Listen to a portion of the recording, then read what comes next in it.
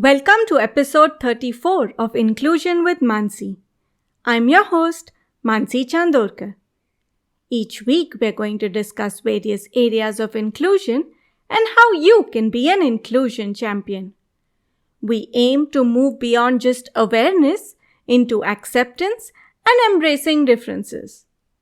Today, we are going to be in conversation with Shardul Patil, who will share his experiences in the support system he has received for dyslexia and dysgraphia in Pune and now in UK.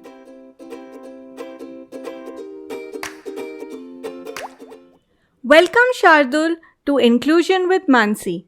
Can you please introduce yourself to the listeners? Hello, my name is Shardul Patil. I am currently doing my bachelors in biomedical sciences from University of Dundee in the UK. I was studying in the Orchid School for my high school and studied in DAV Public School for till my 10th grade.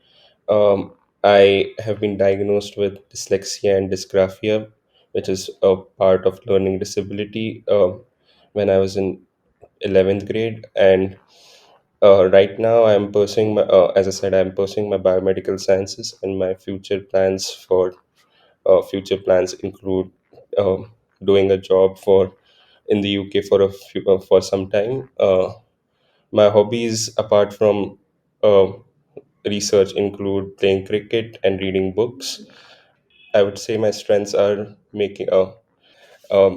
include working as hard as possible to achieve my goals, and I think that helps me to do whatever I want to do.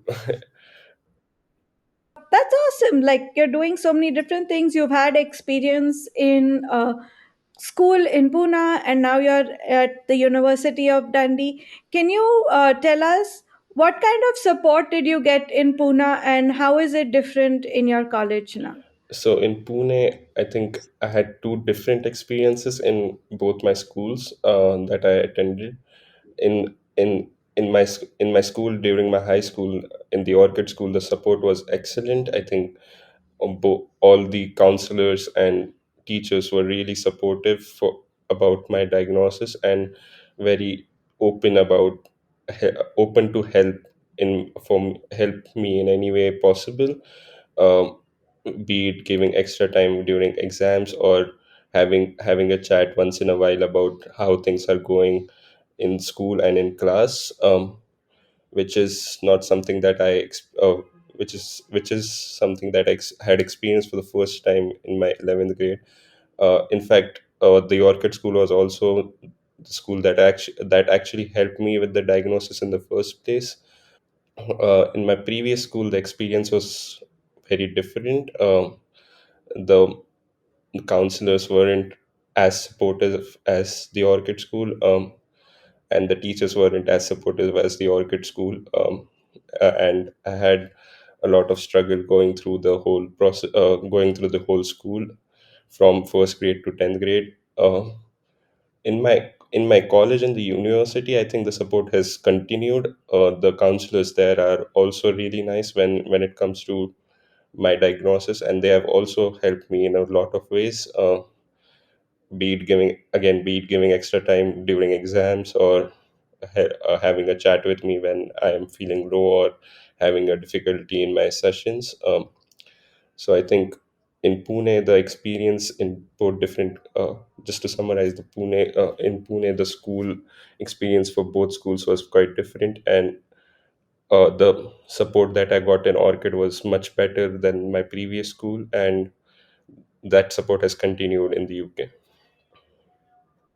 So that's nice to hear that once I think having a diagnosis is something that did help you because that helped you realize that where exactly your struggles are, and just with a little extra support for it, you were able to perform to your best rather than having to struggle and wonder why is it that I'm studying so much but my marks are not reflecting what I know. So, you've also appeared for your NEET exam, however, you did not apply for concessions. Can you tell us your experience with that? I only got 3 hours for the NEET exam, and I had to do it in the general way with the other students. I wasn't allowed to go in a different room and give it, which was normally the case with my 12th grade exams. So, did you feel that that hampered your performance in some way, or were you prepared enough that you felt that you were confident enough to give the exam? I think the time constraint was there. I did feel the pressure of finishing the paper on time, whereas I think I would have been a bit better if I had got that extra time. Yeah, so it does help. So it's more like leveling the playing field to say that, okay, the other students aren't struggling with the reading and the writing aspect of it, and that is quite a struggle. And giving that extra time helps you calm down and ensures that you're able to understand and complete the same amount of work that is expected to be done. Can you tell us a little about in college right now? What is the way of functioning for you? Like, do you still have the same semester exams? Is it more project based? Are there more assignments? Or do you still have a lot of theory and reading and writing to do right now? So in college, it's basically mix of what everything that you just said. It includes a lot of project work, but we also have like an end semester exam. The UK system is a bit different from the Indian system when you compare colleges. They put more focus on, let's say, the coursework or the in semester assignments than end semester exams. I would say 70% of the exams are based on coursework and projects that you do throughout the semester, and then 30% would be final exams, which and even in the final exams, if you have a diagnosis, they would give extra time based on your requirements. Yeah, so I think that having project work and coursework helps you with doing things at flexible timing and giving it your best rather than having everything theory based and just what I've learned and then do that. It's more application based and it's easier to function that way, Yes, right? yes, I think definitely. So, Shardul, can you tell us that what advice would you like to give teachers when they have a student with a specific learning disability in their class? What are some things that they can do to make you feel included and to take care of the needs that you have in class? I think for teachers, it's just giving some extra time to that particular student, be it inside class or outside, like meeting outside. Um, I can tell from my experience that when I went to Orchid and I saw teachers being so supportive, I felt much more at ease while I was doing my work compared to my previous school where there were about 50 students and the teachers didn't have time or didn't give time to people who needed extra efforts. So I think just giving extra time to students, be it outside class, after school, or just helping them whenever they're stuck, uh, even if it's a half an hour or 1 hour per week or 2 hours per week, just makes it uh, might not be a big time change for them, but would make a huge difference for the student. Absolutely, being supportive in whatever way is possible, even the small things that you do make a lot of difference in the student's life. So that's good advice that you've given them. What would you like to tell parents when they realize that their child has a new diagnosis, and how do you think what would you like to say to them to help them cope with this diagnosis? I think firstly, there's nothing wrong with it. My parents have been very supportive with everything. Um, my mother herself has been a teacher, so she knows a lot of these things, and uh, throughout my schooling, she has been very supportive of everything, and which has helped me a lot. So I think just a lot of parents take time to just accept it, and that ends up prolonging the process, I guess. So it's just important that the parents accept the fact and just don't think that it's something wrong, because it isn't, and just help your child in whichever way he needs, and it should be fine. Absolutely. And what is something that you would like to tell students? If I am a student who has just received a diagnosis and I'm struggling, what would you like to tell them on how is it that they can cope with the different feelings that they're having right now? Firstly, I think there's nothing to be afraid of. When something like this happens, I've seen like some students just get really worried of what people will say or what other students might say. Uh, it doesn't really matter what everybody else thinks. Everyone has issues, I think, in some way or the other. Some you have learning issues, some other people may have other physical issues or something. So everyone has some kind of issue in their life. So if you get a diagnosis, it's nothing to be afraid of, nothing to be worried of, because it's just a small thing, and with some corrections it should be fine. So just be just make sure that you have a good support system around you, and uh, don't be afraid of getting help from teachers or parents. And I think if if you make sure that you're open with everything that you have, uh, these problems won't be affecting you from achieving what you want. Yeah, having a good support system is a big plus point for everyone, right? And you would recommend that you go for counseling, you have that support system, you are in touch with a special educator who helps you with your academic needs Yes, exactly. to, yeah. Okay. And is there any story or event that you would like to share with us that has had an impact on you?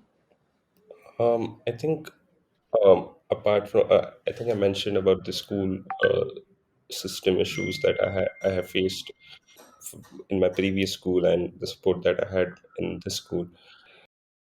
Anything where, say, like any positive experience that you've had with a teacher or a counselor or friends supporting you? Yeah, I think, again, in my high school, when teachers got to know about this diagnosis, I think, both the counselors I regularly interacted with, Preeti Di and Mansi Di, were very, very supportive. Uh, I remember uh, when I was supposed to go for the test, um, there were like multiple sessions with Preeti Di where she explained everything that was going to happen and what the process would be, and don't be afraid of anything. And that really put me to ease when I went to the center to give my exam for the diagnosis. Whereas if I didn't have that, I would be super nervous and would be like would be very, very difficult for me to do the test. So I think those experiences really helped. And even after the diagnosis, I think, um, the counselors were amazing when it comes to issues that I had. So I was very happy with everything that happened during my high school. That's awesome. It's great to know that you did receive support, however, little late in life, but at least it was there. And from there, it helped you realize your potential and where you need more support and enabled you to ask for that support when you need that. Can you tell me something? Do you feel that learning disabilities vanish once you become an adult, or is it something that stays with you lifelong? I don't think it gets vanished. I mean, it's like it's something that just stays, but you can definitely work on it.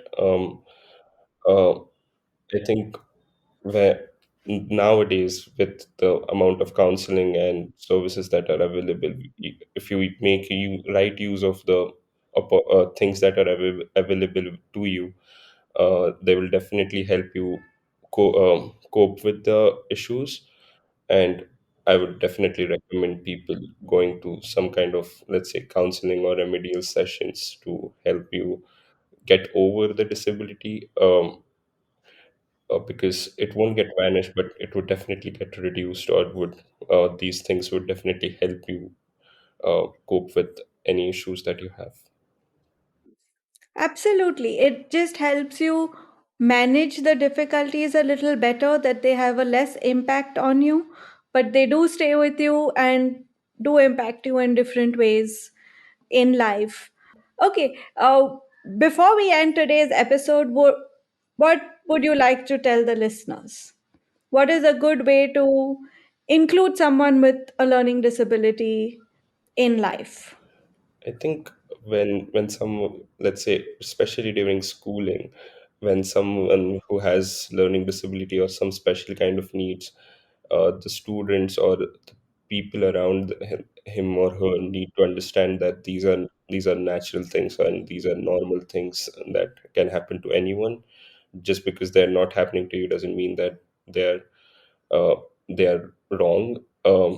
Just make sure that you make those people included in your friend circle or day-to-day activities. Don't exclude them just because they are a bit and they need a bit more time than you, because that can sometimes just have a negative impact on that person. And to be honest, if you include them and help them a bit, they can actually do really well in any activity that you want them to do. Absolutely. As long as you put your mind to it and you have the positive support, you can actually do whatever you want. Just having a specific learning disability does not limit the things that you can opt for when you grow up and the things that you're really interested in doing. So, thank you so much, Shardul, for coming to Inclusion with Mansi and sharing your experience with us. Thank you very much for having me. Thank you for tuning in to Inclusion with Mansi. If you have enjoyed today's episode, do share the podcast with your family and friends. I would love to hear your feedback. You can connect with me on my Facebook page or Instagram at Inclusion with Mansi. You may also email me at inclusionwithmansi@gmail.com. Thank you for listening.